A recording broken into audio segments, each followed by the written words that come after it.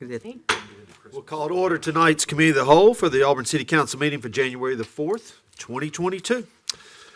City Council should have the minutes from the December 21st meeting. Any additions or corrections to Committee of the Whole minutes? If not, do I have a move to approve? So moved. Second. I have a motion second. All in favor, please say aye. Aye. Any opposed? And the minutes are approved. Board of Zoning Adjustment, Mayor Pro Tem Witten. Yes, sir. We have two vacancies. Terms begin January 21, 2022, and then January 20th, 2025. We've had two incumbents. John Huff, supernumerary, served 2 full terms, and Clint Wilson has served 1 partial and 2 full terms in a regular position.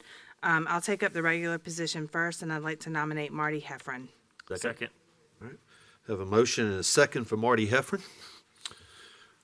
Any other nominations? Okay, we have a motion and a second for Marty Heffron. All in favor, please say aye. Aye. Any opposed? And that motion carries, and we'll confirm that later on in the agenda. And for the supernumerary position, I'd like to nominate Mary Boyd. Second. Any other nominations? All right, so we have a motion and a second for Mary Boyd. All in favor, please say aye. Aye. Any opposed? And that motion carries, and we'll confirm that later on in the agenda. Questions on tonight's agenda for the city manager? Anything? City manager, anything for us? No, I don't have anything. Okay.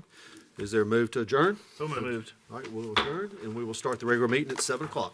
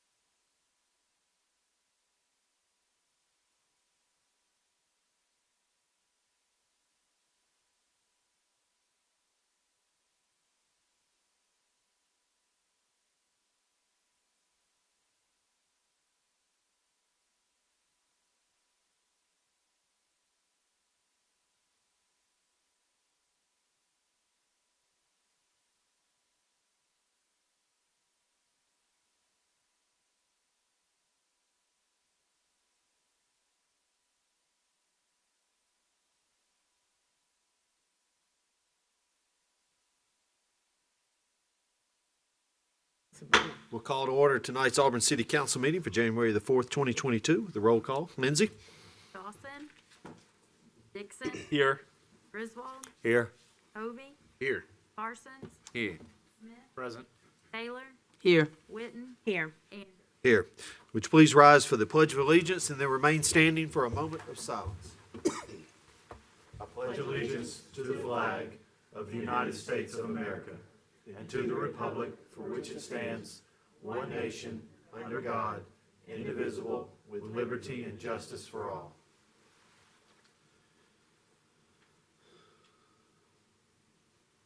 Please be seated.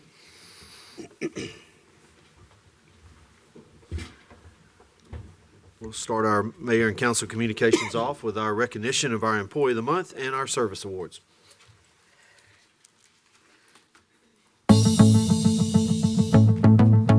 Proud tonight to introduce you to our January 2022 City of Auburn Employee of the Month, as well as recognize a number of other outstanding employees. We're proud today to introduce you to our January Employee of the Month. I have a memorandum here from David Dorton, our Director of Public Affairs, that was sent to Megan McGowan Crouch, the Auburn City Manager. Allison Blankenship became the Public Affairs Neighborhood Specialist just as COVID was getting started. She took a job that was all about interacting with people just as we began to social distance. She began to plan for key initiatives designed to help residents and city staff engage with one another as we put on our masks and sheltered at home. Allison completely planned the launch of both the Citizens Academy and a neighborhood conference for 2021. Both initiatives were delayed due to COVID. Undeterred, Allison has made the neighborhood specialist her own job. She has worked to build networks both internally and externally to help channel the right information to the right stakeholders. She has personally visited neighborhoods to better understand the situations or needs that residents were communicating to the city. And she has planned to be ready to launch the first Citizens Academy as soon as conditions allow.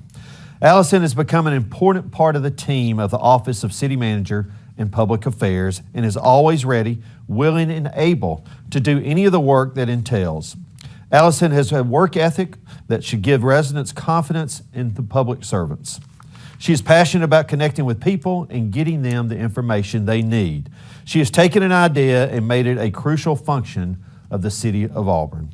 For these reasons and more, I recommend Public Affairs Neighborhood Specialist Allison Blankenship be considered as the City of Auburn's Employee of the Month for January 2022. Thank you, Allison.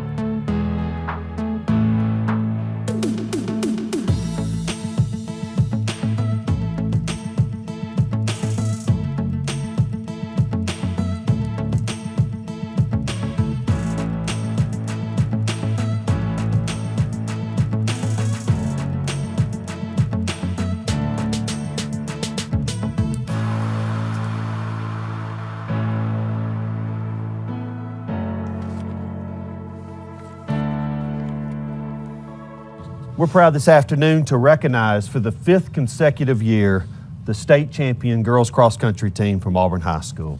Ladies, we're very, very proud of you, and I'm proud again to be with you to read another resolution acclaiming your great efforts at the state championship. So congratulations. Whereas the Auburn City Council is pleased to honor Auburn City Schools and its faculty and staff and its students for all of the excellent achievements and contributions both inside and outside of the classroom. And whereas the 2021 Auburn High School girls cross country team defended its 2020 state championship by becoming the 2021 state champions, achieving the title of state champions for the 5th year in a row this past November the 6th, 2021. And whereas the team won with a total score of 68 points, which was 12 points better than Vestavia Hills, who finished second with 80 points. And whereas the team had 10 individual placements, including the following top 5 placements: Riley Plexico, who finished 5th, Olivia Toll, who finished 6th, Eva McGowan, who finished 11th, Mary Elizabeth Hadley, who finished 12th, and Linnea Cox, who finished 29th. Whereas the Auburn High School girls varsity cross country team consists of the following members: Linnea Cox, Virginia Dent, Audrey Erath, Leslie Gray, Mary Elizabeth Hadley, Eva McGowan, Abby Murner, June Milford, Riley Plexico, Mila Reagan, Stella Stewart, and Olivia Toll. Now therefore be it resolved by the City Council of the City of Auburn, Alabama, that the council hereby recognizes and formally congratulates the coaches, the players from the 2021 Auburn High School girls cross country team for its outstanding achievements and exemplary efforts in representing Auburn City Schools in the City of Auburn. Be it further resolved that a copy of this resolution be spread upon the minutes of this meeting and presented to the athletic director, Mr. Dan Norton, and head coach, Olivia Tafani, and the team, adopted and approved by the City Council, the City of Auburn, on this 4th day of January 2022. Congratulations, ladies.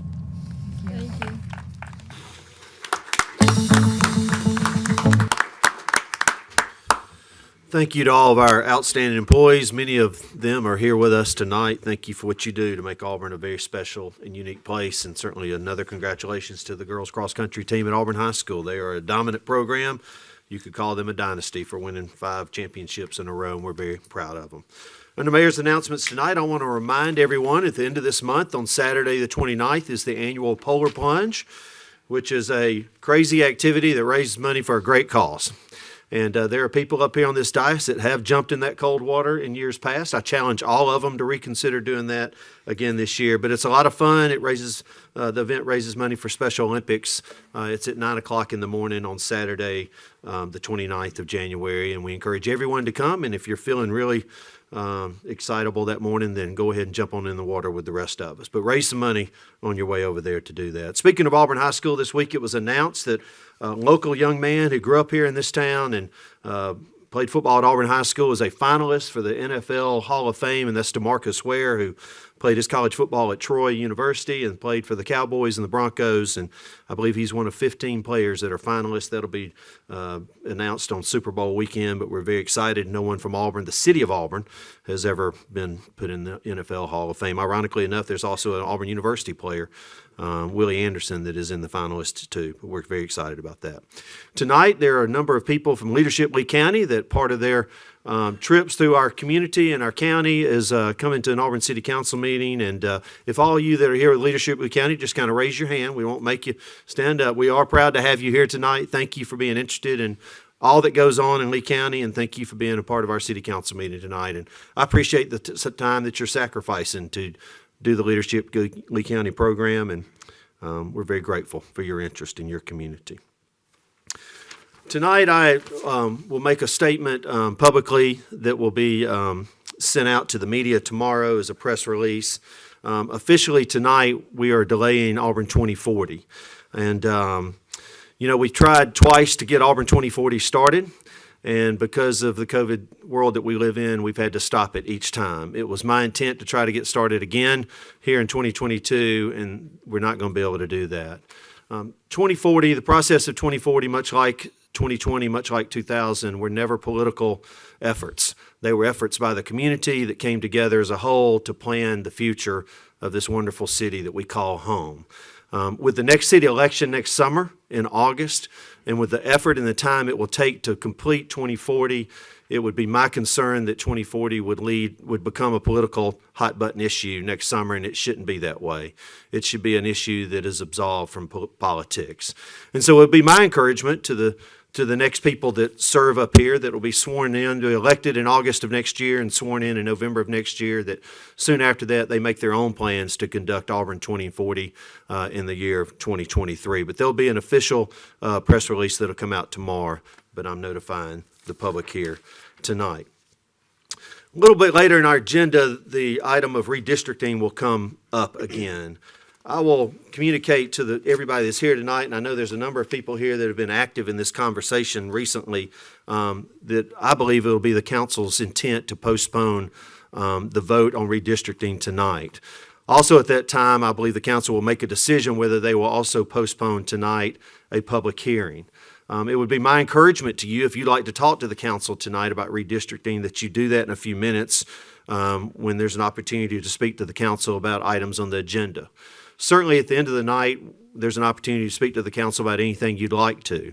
The difference is, obviously, you have 5 minutes to speak to us here at the beginning of the meeting, and there'll be 3 minutes at the end. But I just wanted to lay that out there so everybody knows what's going on. The council obviously will have to formally adopt those measures here later on in the agenda. Okay? All right. Does anybody on the council have any announcements they'd like to make tonight? No? Okay. Auburn University Communications?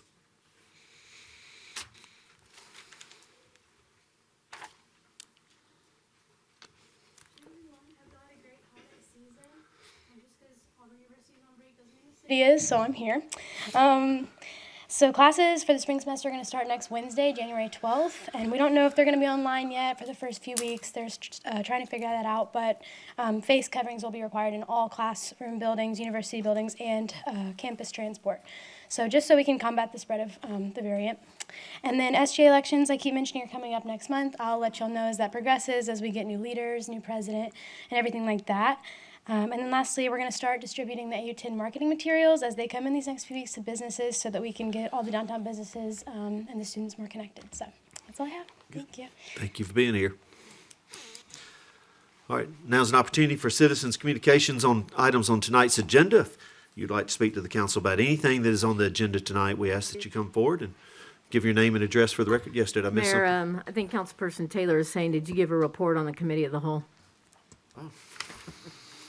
I didn't, thank you. During the committee of the whole, we nominated 2 new members to the Board of Zoning and Adjustment.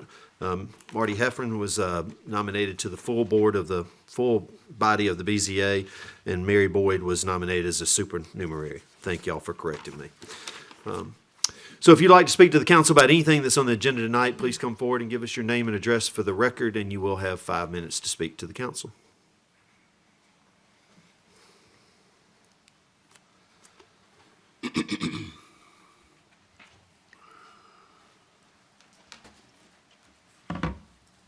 If I heard you correctly, I can speak on redistricting, correct? You can. Okay. Oh, I'd rather be anywhere but here tonight, y'all. I'm sorry.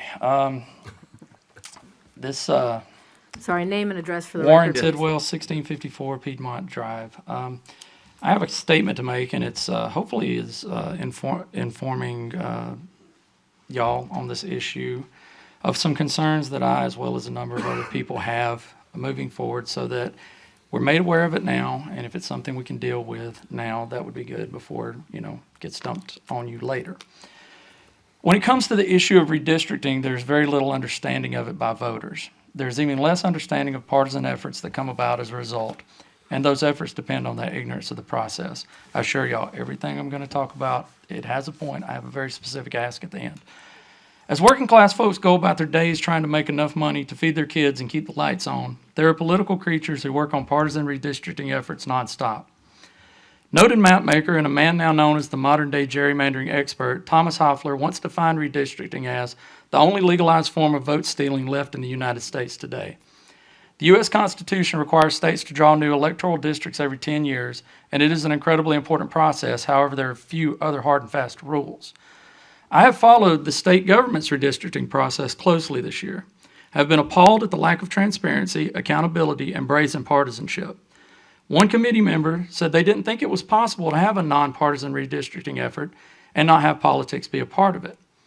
That committee member was attorney Norman Walker. He presided over many meetings where any real questions were not allowed by him in some cases. That is hardly the behavior of a professional who is supposed to be working in good faith with the voters of Alabama. He is also the person hired by the City of Auburn to now assist in the redistricting process here. Let me be clear. I want y'all to know I do not want to cast aspersions on the effort in Auburn up to this point. There are a number of good and decent folks working on city staff on this on this council, and I know there is a massive effort that has been put in on the maps. I'm hopeful the decision to bring Mr. Walker in was due to a recommendation, but I quoted Thomas Hoffler earlier for a reason. 10 years ago, he had a hand in planning redistricting efforts, along with producing maps in many states that were eventually declared racially gerrymandered, the former including Alabama. When he died in 2019, his daughter leaked files to the press. And because of those files, which included emails to state redistricting committee members, along with countless documents that broke down communities on racial boundaries, we now know his efforts had one ultimate goal: to take voting power away from black voters and increase the voting power of non-Hispanic white voters. And that is important because when Dorman Walker and the state of Alabama needed assistance in putting together the redistricting effort last cycle, who did they reach out to? Thomas Hoffler. Email exchanges showed where confidential redistricting planning files were shared and edited between Dorman Walker and Thomas Hoffler, including one where Mr. Walker thanked Mr. Hoffler for his input. And that's not conspiracy theory stuff. That is a direct connection. There's no spinning that. Mr. Hoffler once famously said, normally voters pick the politicians, but redistricting is the only process where politicians pick the voters. And he is who Alabama chose to work with in the very least in producing fundamental guidelines of the process last cycle. Now, this year, the maps were presented at the last possible moment at the state level by the committee, and when asked if there was a racial polarization study done to ensure the legality of the maps, the answer was yes by, and I quote, some guy in Georgia. The whole process was an embarrassment to anyone with scruples who was paying attention. And when Alabama was sued last time and the maps were eventually declared unconstitutional, 12 districts, Dorman Walker defended those maps in a court of law. But it doesn't have to be this way in Auburn. I implore the city to seek out nonpartisan expertise. It is possible. I ask the council to do the honorable and ethical thing and ask the city to bring someone else in. This is supposed to be a nonpartisan effort, but I trust that you will get it right. Thank you. Anyone else? Okay, city manager's communications. I think we have- Excuse my clothes. It's so cold. Let me get this down. My name is Carolyn Carr. I live at 342 Payne Street. I am the chief inspector at the Dean Road polling place, which is Beat 6 Box 3 or wards 5 and 6, whichever. And I think I'm probably the longest serving chief inspector in the Auburn area. I'm really concerned about the proposed redistricting because, quite frankly, we have a background of a problem. 10 years ago, the city redistricted our wards without working with the county to shim up the lines between the beats in the boxes and the actual ward boundaries so that they no longer matched. And this led to some real problems. I mean, it was a considerable mess, let me put it that way, if you were a poll worker. The first election after that redistricting, we had so many people coming in confused about where they were supposed to be voting. I have a postcard, it tells me to vote here. No, you vote in this place for the city election, but in this place for the county, the state, and the federal. And people were coming to us and going, what is this? I've never lived any place where we have to vote in one place for one election, one place for another election. This just isn't right. And then after a few more elections and we were still having problems, people were saying, okay, the city made a mess with this. Why doesn't it clean it up? I mean, why don't we solve this problem? Some of us spoke to city officials about it. Nothing ever happened. So we had 10 years of this continuing problem, and every election, I can assure you, at every election, there were people coming in confused about where they should vote. Without fail, right up including the 2020 presidential election. Now, folks, we don't need to be doing this. This just isn't necessary, and we can do better. Now, recently, one of my neighborhood activists where I live in Payne Street contacted the city about some concerns about boundaries, and he asked me to go, and I said, I don't have time, I have another meeting, I can come right at the very beginning. I did go, and I said, you know, my real concern is not actual boundaries, but my concern is with the process. and that the city and the county need to be working together so we are not confusing the voters about this. And I was told at that time, oh, well, we contacted the county, and the judge said that we should get in touch with him later when we were, kind of further along in the process. And frankly, I was very surprised knowing how upset the county had been 10 years before. So I called the county election manager and asked him about it, and he said, Carolyn, nobody in the city has ever contacted me about redistricting, so I know nothing. You probably ought to talk to the judge. So I called the judge and I said, I'm a little astonished that you were not willing to work with the... When I told him that, I cannot quote what he said to me because I do not use that kind of language. I'll just put it that way. But he was very, very, very irate. And he said, I contacted the city in the summer and said we needed to work together from the beginning, as soon as we got the census information, start talking to each other. He said, I don't consider it cooperation when people call when they're partway through the process and then say they want to talk about it. Now, I don't want to get into who shot Charlie here or he said, she said, and all. I'm just reporting to you what was said to me. And I am concerned about this because I really have a feeling that, we've lived through a stupid decision 10 years ago, and we may be heading into another similar decision of having these various polling places. And we've got a problem. One, it has totally confused voters over the years, and you have no idea how often I get phone calls before elections about, now, Carolyn, I'm just concerned. Is the city, is the county, where am I supposed to be going to vote? People are still confused about this craziness. It's very confusing and time-consuming for the poll workers to try to sort this out. People are standing in line waiting to get their ballot, and people are saying, oh, well, maybe they misspelled my name this way, or maybe it was my maiden name they put it under. And when they finally figure out, no, they're not at that polling place, then they're sent to me, and I have to figure out where they should be voting. We don't need to be doing this. And finally, truthfully, my biggest concern is that lately, with all of this rhetoric about voter fraud and stolen election and this type of thing, people have become very concerned about how this, what's really going on with this. I would like to assure you that in over 20 years as a chief inspector, I have seen one case of voter fraud, and I've talked to the judge, and he's seen one in Lochapoka. That's it. We don't have this problem, and yet we have people that are buying into the rhetoric and the concern. And so I would like to ask you, if I had a better hip, I'd get down on my knees and beg, please, do not do this for another 10 years. Work with the county. Come up with matching lines so that we don't do this for another 10 years. Thank you. Who would be next?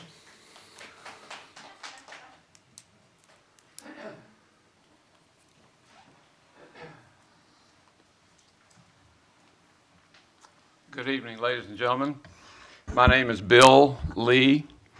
I live at 1652 St. Andrews Lane in Auburn.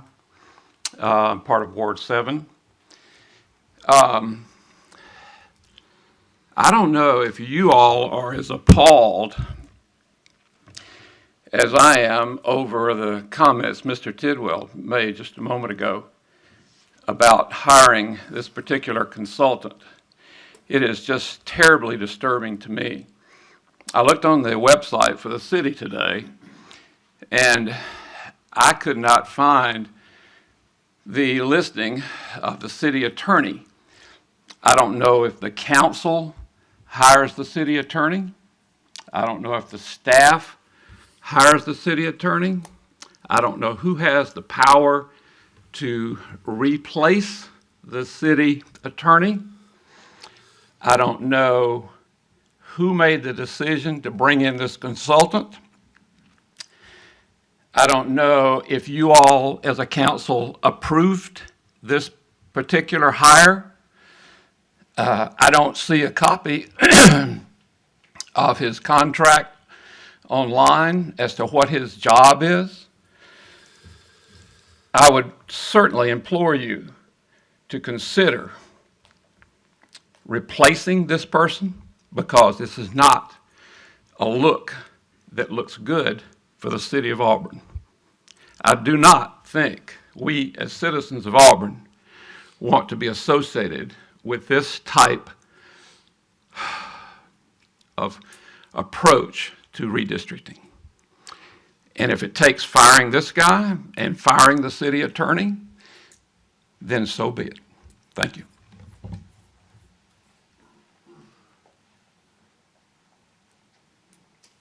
Anyone else?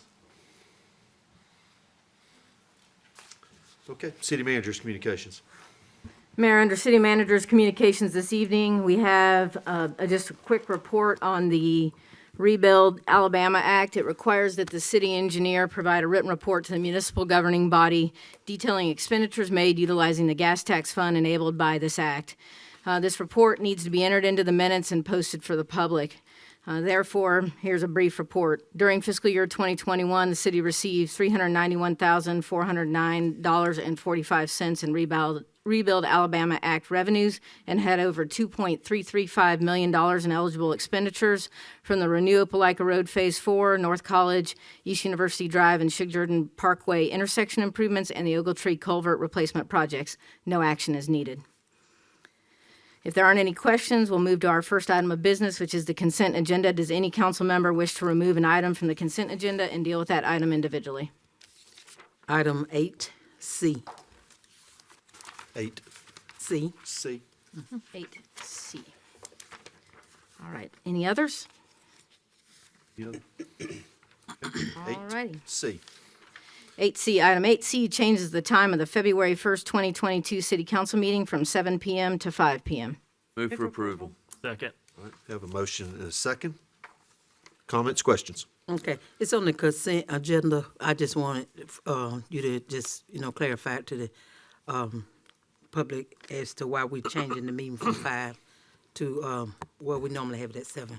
Absolutely. A few council members had questions due to several items that were postponed at the request of applicants at the December 21st meeting, which would be the Hamilton Place Plan Development District and conditional uses, as well as a very, very large plan development district with over 1,500 homes planned called Old Sanford.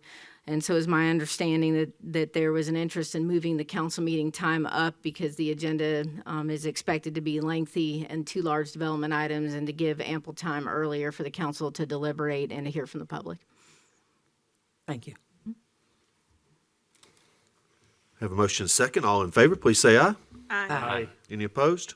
That motion carries. Do I have a motion to approve the balance of the consent agenda? So moved. Second. I have a motion and a second. All in favor, please say aye. Aye. Any opposed? And the consent agenda is approved. All righty, let me get reorganized here.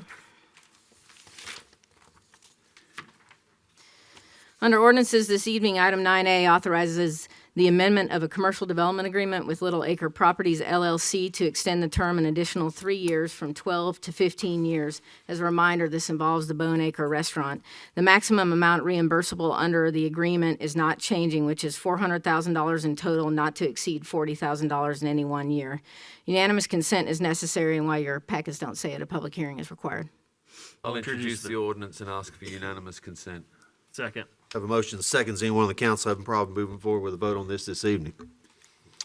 Seeing and hearing none, we'll open the public hearing. If you'd like to address the council, please come forward and give us your name and address for the record. Seeing no one, we'll close the public hearing. Is there any comments or questions from the council? Okay, with a roll call vote, Lindsay? Yes. Griswold, Yes, ma'am. Hovey, Yes, ma'am. Parsons, Yes. Smith, Yes, ma'am. Taylor, Yes. Witten, Yes. Anders. Yes. Item 9B is the 2021 redistricting plan that reapportions city council districts following a federal decennial census as required by Alabama State Statute 1143A-33. This item was postponed and the public hearing continued from the December 21st, 2021 meeting. Move to postpone this meeting to a date certain of January the 18th, along with the public hearing. Second. Have a motion and a second. Does anyone on the council have a problem moving forward with a vote on this? Seeing, hearing none, do we need to take a roll call on that? Is there just, Any is there discussion? any discussion? And then Any I discussion? think you're fine with a voice because you're not taking official action other than to postpone. Okay. Could you clarify what will happen between now and then? As we indicated, the December 21st meeting, new maps, a new alternative map arrived late that afternoon, and we needed time for analysis. There have been 3 city holidays in that time frame since the December 21st meeting, and we are not complete with our analysis. Your agendas went out last Thursday, and while we're still working and analyzing to give ample time for us to complete that analysis and inform you about what we've learned, we needed more time, so that's why I recommended to you in a memo that I sent last Thursday to postpone, so we would be prepared. I have every reason to believe that we'll be fully prepared to discuss this on January 18th. With regard to the analyst or the reviewer, Dorman Walker, what procedure would be expected of council or anybody else were we to decide as a council body that this individual is not suitable for the tasks that we've tasked him with? I need to be clear about one thing, and crystal clear. That consultant was retained by the city attorney as a redistricting expert. Mr. Dorman did not draw our districts. The staff drew the districts based on data, and data only, and the federal law that I have repeatedly informed the council that we have followed. So the only role Mr. Walker has played is being on retainer with the city attorney, which we retain consultants every day of the week to do city business. And his role has been to tell us whether the districts meet the law. And that is why I move forward and propose the districts per state law. This isn't the city manager's plan for redistricting. It is the city of Auburn's plan by state law that is under consideration by the city council and this body only. The plan to be changed moving forward will reside solely with the city council, and that decision or any changes thereof would come from the dais. The retention of Mr. Walker is only through the city attorney, and it is not, I did not surf the internet and seek out redistricting consultants. This was based on a discussion that happened over the summer about getting it right, and I believe we have gotten it right, and we proposed an absolute, very solid redistricting plan to you meeting the law. And so any changes to his retention, the council's not been involved in any hiring of Mr. Dorman Walker whatsoever. And so at this stage, he's consulted us to this point. I don't have a procedure to follow because he was not hired by the council. And to clarify, this council's responsibility is not hiring and firing employees or consultants. That's You are correct. the only employee that we are responsible for. That's correct. Okay. Thank you. Megan, can you speak on the voting locations that Ms. Carr brought up? I recall that has been an issue with people getting confused about their locations. Will this fix that with the redistricting? Can you just kind of speak on So that? I need to clarify, Ms. Carr did come and meet, and there may have been a misunderstanding in the meeting. Judge English absolutely did reach out before we started the redistricting process, and he reached out to Mary Anders. Mary Anders mentioned to me, the challenge is, as we've talked about the law many times with redistricting, we can't draw city wards based on the county. And I want to remind you, Lee County adopted their redistricting maps before the city did. They adopted them, 2 months ago, 3 months ago now? And so we have to finish our process, and then our goal was, and we did reach out, and what the judge said, and I understand why, was, hey, since we didn't collaborate before, we need to wait until you're done. We're absolutely committed to trying to figure it out, but one of the things, if you want to look at all the federal redistricting, all the state, county, we're growing rapidly. Things in Auburn are changing. I mean, people don't realize, they think Joe Lovern represents them, and now maybe Pebble and Warren, and maybe other things. And so to get all that aligned and take a look at those locations, we're going to have to finish our process. Then we'll be happy to do that. And we also are very committed, and Ms. Carr was absolutely right, is trying to inform the public as best we can. We'll do multiple postcard mailings. We'll do what we can to remind people, but I cannot guarantee that polling locations are going to align. We're also working with Auburn University about a polling location on campus, and while that does not mean that because you work on campus or attend classes, that will be your polling location, because they do have geography in mind. We may be able to make a larger polling location there to combine multiple wards, which may then coincide. Something like the Coliseum might be able to be used, and that may help align it. So we're very committed to doing that. It's just, we're going to have to see where all that lands once we're done with our process. Thank you. Anything else? Any other questions?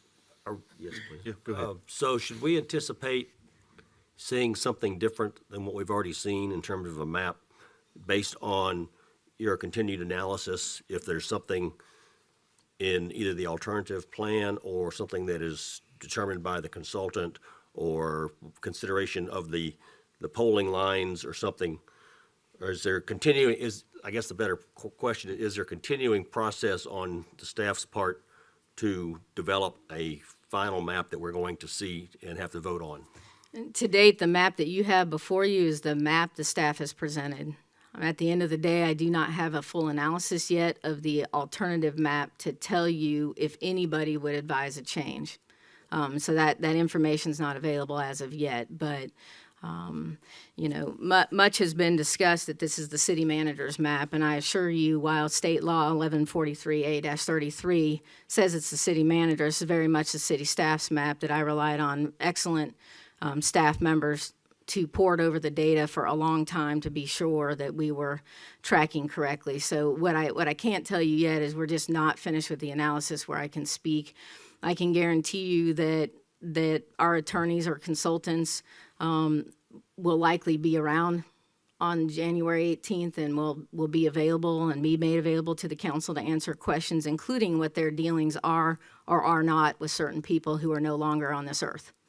So if we want to respond to that, we'll be prepared to respond to that at the time.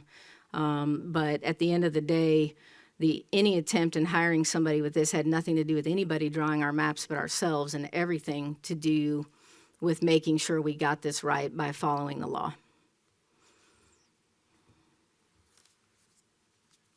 All right, we have a motion and a second. Any further comments? So all in favor to postponing this to a date certain, which is January the 18th, that includes the public hearing, please say aye. Aye. Any opposed? That motion carries. Mayor, we have no resolutions this evening. Those are all the items of business we have for you. Okay. At this time, we'll open the citizens' open forum. If you'd like to address City Council, please come forward and give your name and address for the record, and you will have 3 minutes to address the City Council.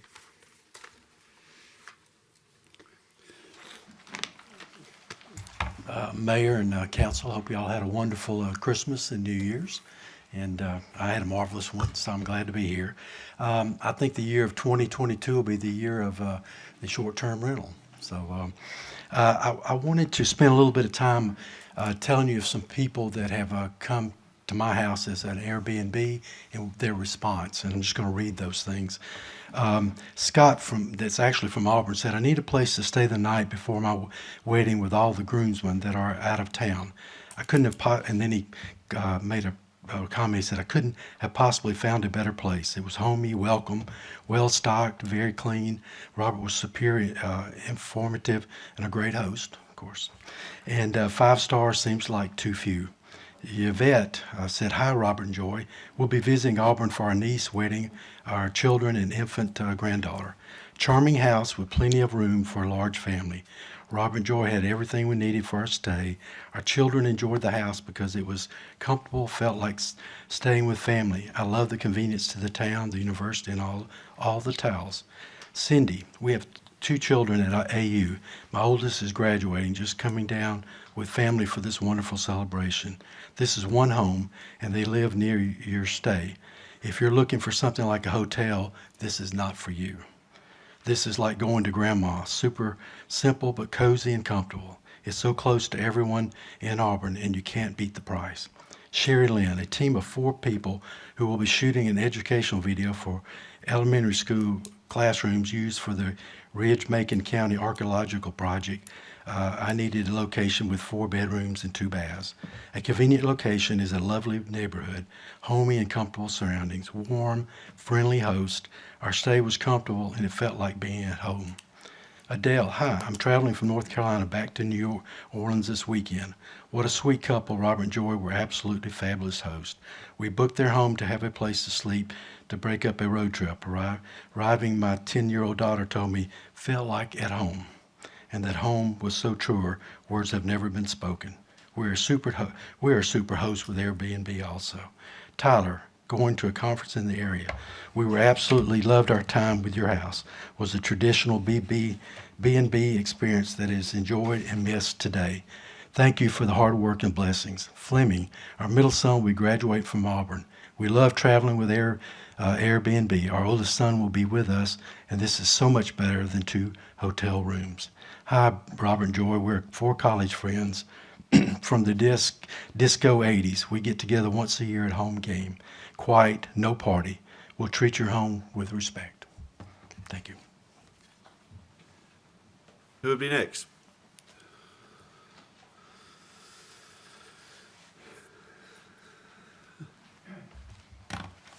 Good evening. I'm Elizabeth Hill, 274 Bragg Avenue. I'm actually a part of the NAACP's committee that has proposed the alternative map. And I have 2 questions. I didn't speak earlier because I was kind of waiting to see how the conversation went. The first is I'm trying to understand and hopefully can get an answer to when the analysis of our map will be done and whether or not we will be given any of that information before the January 18th meeting or if that will occur at the meeting.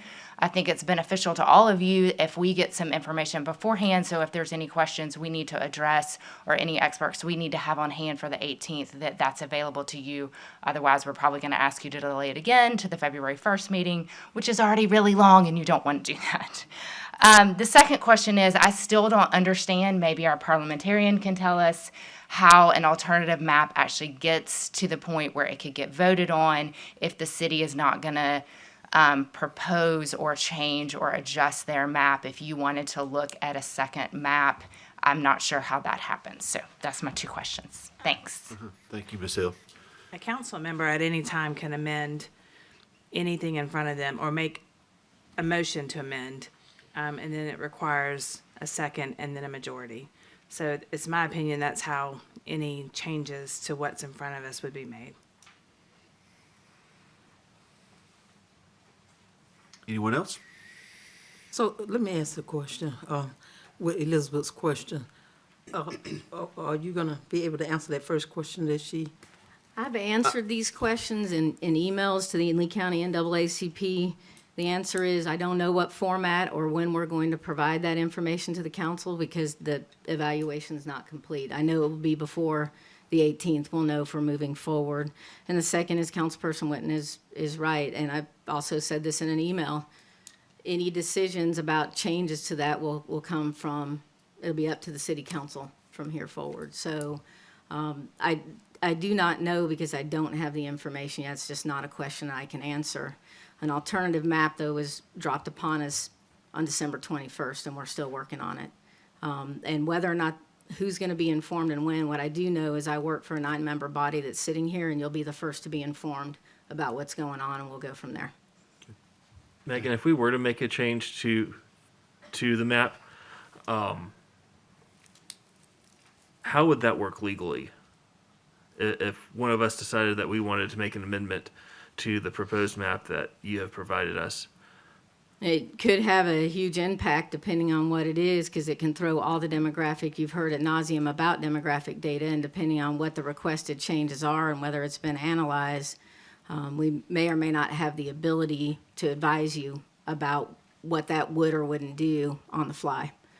So without knowing ahead of time, I would ask. I've had one council member just suggest something minor, and that was done in the middle of November, and I'm aware of that. But if you're thinking of changes and it's something my staff would need to analyze, it would be helpful if you'd reach out to me another time, and we'll be happy to look at it, and I can then have a chance to analyze it. Okay, thank you. Yes, ma'am. Good evening, Mayor, members of the council. I'm Kathy Molnar, and I reside at 2080 Estate Drive in Auburn. I am in Ward 8.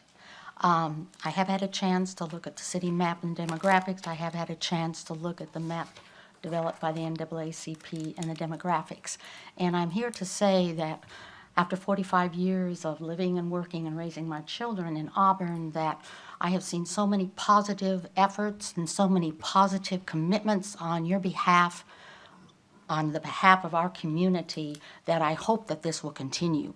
I have seen in the past that under your leadership that we have one of the best public educations in the state. That allows opportunities for everybody. You've made that commitment. You have brought almost 800 jobs in a new sector of our work economy, which has offered jobs to more people and has inclusivity to everybody. We have developed our parks. We have developed micro libraries. You have done so many things, and in every one they are motivated by making sure that every citizen within our community has access in the same way to the same services and the same quality of life. So this is what I'm asking now, is you will have maps to look at that will represent the new diverse populations, the minority populations in our city, that after the last census are 37%, or 1/3 of every citizen that you represent, that are your constituents. And they will be represented very differently under these two different options. And I ask that you seriously consider the NAACP map and the ability for every citizen to have their needs, to have their concerns, to have their ideas understood, heard, and addressed, so that you can, continue on with this, with the whole commitment that you've had for allowing everybody within our community. You have even in COVID, by providing these parks, expanding new parks, by working together with EAMC, everything that you have done over these last 3 years of your term have shown your commitment to letting everybody have opportunities to things that all of us should take for granted. I don't want to say take for granted, but should expect to happen, since you are elected officials and we are your constituents. So please seriously look at this map. Please seriously consider the differences in representation and the ability to hear everyone's voices and to bring in the strengths and all the qualities of the new diverse people that are creating a much different and, I think, positive Auburn. And so we can all, within this community that we live, say that this is our Auburn and our home. Thank you. Yes, ma'am. Who would be next?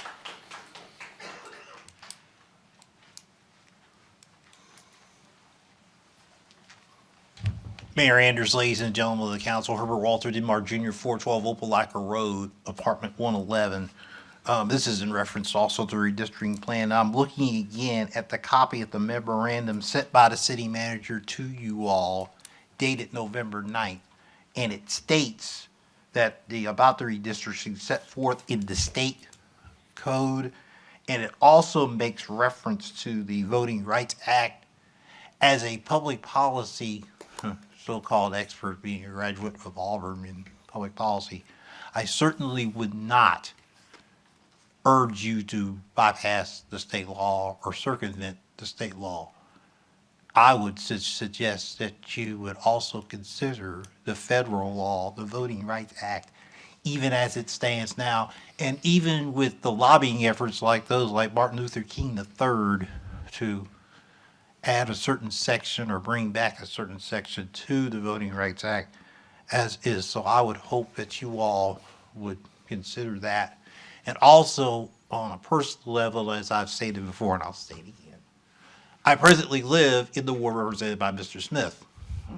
On one side of that Opelika Road, the same side where Byron's is. And across Opelika Road is another ward that the Mayor Pro Tem represents. And in the map that's before you all now, that's in concept in the ward that Mr. Griswold represents.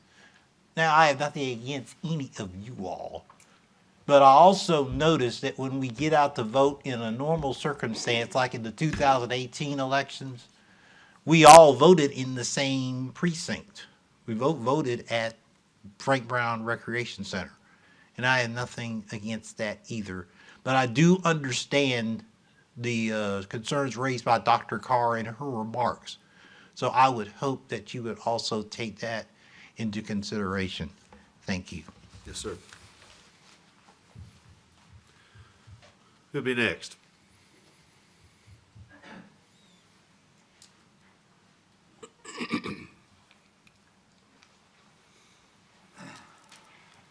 Well, folks, I'm back. Again, my name is Bill Lee, 1652 St. Andrews Lane, Auburn. I want to comment on city manager's comments, which seems to me that my comments were taken as a criticism of the city and the map that was drawn by the city. That's not true. The map that's drawn, that's presented by the city, does meet all the criteria that is required by law. So don't misunderstand it. And I do not imply that this consultant had any comments or direction for drawing the map. So I want to make that clear. What I do want to make clear is we at Auburn owe it to the citizens to have people on our staff and consultants included that represent fairness and justice. And I don't think this particular consultant does that. Second thing I want to say is the NAACP proposal, as has been mentioned by a couple of other people who've come up, is that it is what we consider a better solution than the city planning department has proposed. And there are many ways to draw these maps, and we've been working on this since months and months. And the thing is, I believe that many other communities have a lot more citizen involvement. And just today I sent an email to some of the council reps today that indicate that people like Huntsville have encouraged their citizens to be involved in the get-go in the process and to help draw maps, whereas that's not been the case here at Auburn. So it's not that there needs to be an adversarial nature to the city's map or the other alternative map being proposed. It means that a business decision and a weighted decision has to be made as to which map has the best interest of the city of Auburn going forward. And what kind of look do we want? One of inclusivity or one of exclusivity? Thank you.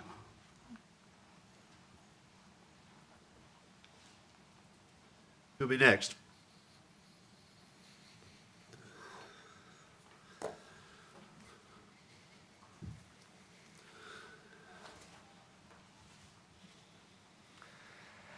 Good evening. My name is Leah Billy Welburn, 112 North DeBartolome Street, Apartment 5. I want to acknowledge everyone's work that has already gone into this process. I know it's a lot, and I know that we're holding you to a really high standard as a community. We're asking a lot of you, and I want to acknowledge and appreciate that everyone here has been acting in good faith and with the best interest of our community at heart. And I ask that y'all continue to do that. And again, thank you for your work. Yep. Thank you. Anyone else?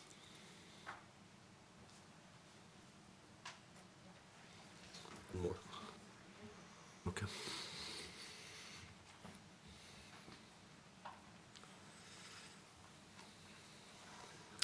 I'm Linda Lee, and I reside at 1652 St. Andrews Lane in Auburn.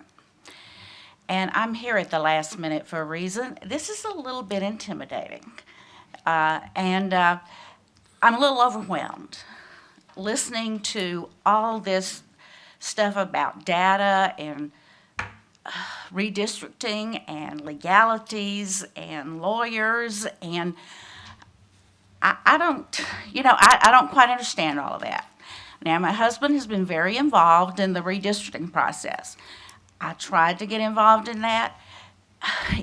too much, too technical. I tried to do the training. It was just too technical. It was too, I said, don't want to go there. I'm a psychologist. You need to understand. I do people. I don't do computers. And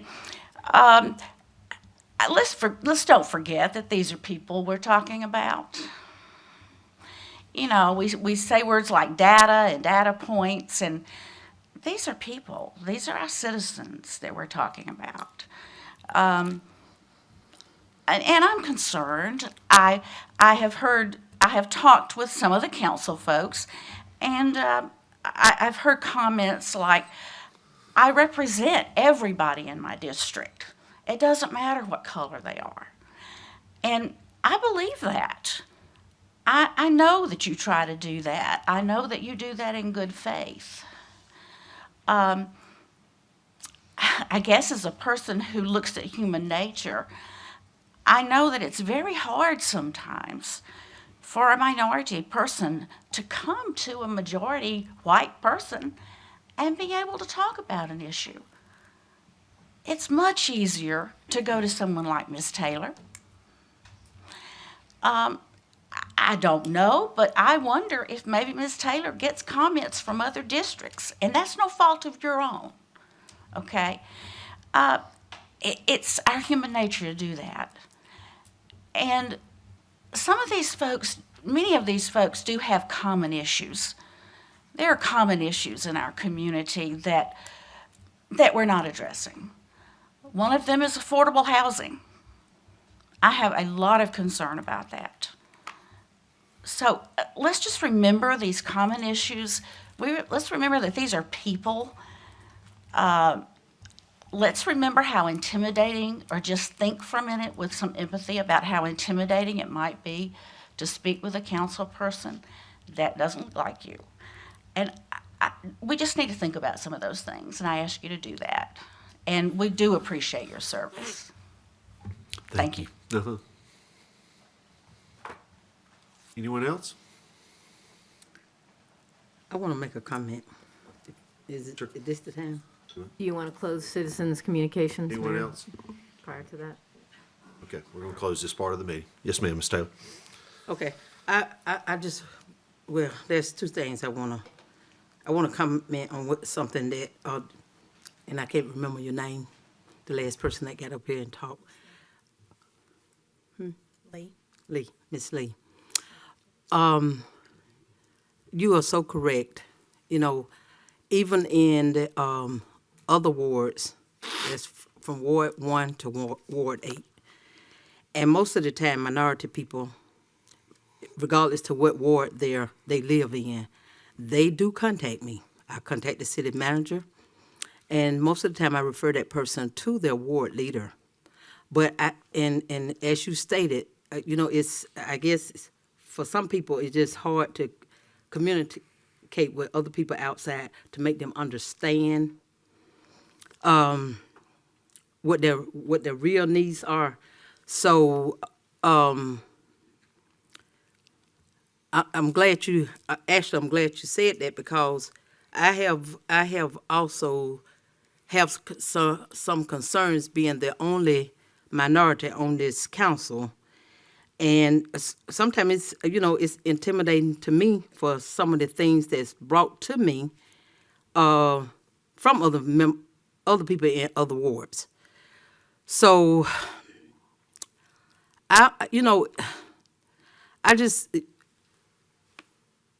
hope everybody that sits to my left understand how important it is to have more diversity on this council. I'm not saying that nobody on here does a bad job with their ward and everything, but people need to have somebody that they can relate to in all walks of life. And I should not have to be that one person that people feel like, well, I'm just going to call Miss Taylor. I will live in Ward 6, or I live in Ward 3, or I live in Ward 4, and I'm going to call her because she understands what it is that's needed for my particular ward. I mean, for their particular ward. I understand where you're coming from with that, and that's sort of touching to me. And the other thing is, I wanted to also ask a question. Now, I heard the city manager say that they're waiting on this analysis. And so, and the city council would be the first to see the analysis and be the first to ask questions. Now, when it comes down to that, is those questions that we ask, are they going to be open to the public, or are we doing, I mean, how is that going to work? You know, if I got a question when you do your analysis, and I send that question to you, does everybody see my question? How we doing this? Are we calling this meeting so that people can hear some of the questions that's asked? Can you just explain that to me? Definitely your next meeting on the 18th, this will be a point of discussion, which will be very public. From there, the council doesn't deliberate, as a body outside of public meetings. There are times that I do with the entire council to provide information, or I will say, councilperson so-and-so had this question, I think you all would benefit from, hearing the answer because it's something important to all of you. But I think for everybody in the room to understand that council members aren't allowed to all get on an email together and have dialogue back and forth. And so I can provide information to you and people can ask questions, but you guys then don't deliberate on email. So that will happen, could happen in the form of a memo, a presentation, or otherwise. Without having the results of what our analysis is and knowing what I need to advise you on, as well as having our consultants weigh in, I'm not sure at this stage until I get the information. I don't have any preliminary reports in my possession. I've not even had hardly any discussions. We are working through data. Staff tells me they've analyzed things, and we're looking at all the information. As you know, there is much to this, and unfortunately, it is very legal in nature. It is, and my role is to advise you about what the law says. You are the decision makers. You're the 9 elected officials by the citizens of Auburn. But what format this comes and when and how we communicate it, I'm not sure yet until I know. I have a feeling it's going to be a deep analysis, so it may be both a memo and a presentation. I don't know. But we've got to advise you on what the law says, and that's what we're looking at based on what's been proposed. Well, I guess I wasn't asking a question as to whether we should have any dialogue amongst the council. I'm just saying that once we submit those questions, how is the public going to know that we asked a particular question? I guess that's what I'm trying to ask. I may have a question, and I'm sending that question to you. Mm-hmm. So is that going to come up on the January 18th as to some of the questions that were asked, or? That's not our normal course of operation. That's up to you if you want to communicate to the public with what questions council members have had or re-ask them at that meeting. I mean, we don't normally, I have dialogue with a lot of you most days of the week about something, and so those don't normally go out there. That's kind of up to you how you want to communicate that. The city, from what we have in through the redistricting comments, we've given you every comment we've received in our responses to date. We haven't done that since just before Christmas, but from there, I don't normally publish a separate thing of council members. So, it's however you want to do it. Yeah, well, I guess I'm looking at the fact that, this redistricting is just as important as that meeting that we're going to have on February the 1st at 5 o'clock. So, and I'm quite sure all questions going to be asked and people going to be able to say or whatever. So I'm just, I just want it to be just as serious Absolutely. as that February the 1st meeting. So, if we had to postpone it because maybe something was missed or anything like that, then I'm up to doing that. I'm only one council member, but I just want to hear everything all the way through. Yeah, I want to make sure that you are clear on what we've reviewed, how we've reviewed it, and what that says. And that's where I would love to give you better direction tonight if I had that information and had studied it myself, but I don't have it yet. So, but I do have a feeling some is going to come in writing and others is going to come in a presentation. And I can assure you this is that I will have people present on the 18th to answer all of your questions. coming from the dais. Every question the council has, we need to get answered. And if I get information sooner and we release it sooner and you start asking questions, I'm going to turn those around as quickly as possible. You need answers, and that's fine. But we do want to take the time coming up to get you adequate information so that you can make decisions moving forward. And ultimately, the council will have to decide when they're ready to vote on That's correct. a map, or vote to amend a map, or vote on another map, or whatever. I mean, that'll be up to the council to do That's that. correct. And we will, the team assembled will advise you accordingly. That's what the staff is here for, is to advise you. And that could be on the 18th, or it could be afterwards. Absolutely. Any other questions from the dais? You through, Connie? I'm sorry. I am. You do? Okay. All right. I really appreciate everybody's passion and interest in this. This is certainly not a common practice for our council to have to redistrict a community that's grown by 40%. And it was never going to be easy to begin with, and there's been a lot of work that has been put into this. The only reason we're doing this is to try to serve the people of Auburn in the best way possible. The comment was made that these are people, they're not pieces of data, and I totally agree with you. And I would think if there's any city that's ever exhibited a concern for its people, that the record of some of the things that Auburn has done has exhibited that. And that is my intent, and I believe that's the intent of these other 8 people up here, is to provide Auburn the best mechanism possible to elect the best people to represent our community. And that's the heart of the matter, and that's what we're wanting to do. There's passion involved in this, and unfortunately now we've moved into character assassination of some of these people, or questioning the bona fides of some of these people. And all anybody's done at this council level is we've hired the best city manager we feel like that we can do, and she has executed the best plan to give us a map to consider to redistrict this community that is growing faster than about any community in Alabama. And I really hope we can go back to focusing on the mechanics and what the dynamics are of these maps, and not trying to tear down the people that might or might not have influenced. This is the staff. The staff did this. I wasn't involved in a single meeting, but I know all the times I was in City Hall and Megan was nowhere to be found because she was in a meeting with these other people trying to create this map. So tons and tons of work has gone into this. And I do, again, as I've said before, I appreciate the time and the effort that has been put into this. And it's my intent to lead this council to make a decision that's in the very best interest of our community. And that's what we might do on the 18th, but we've got to get done here in the near future. Okay? All right.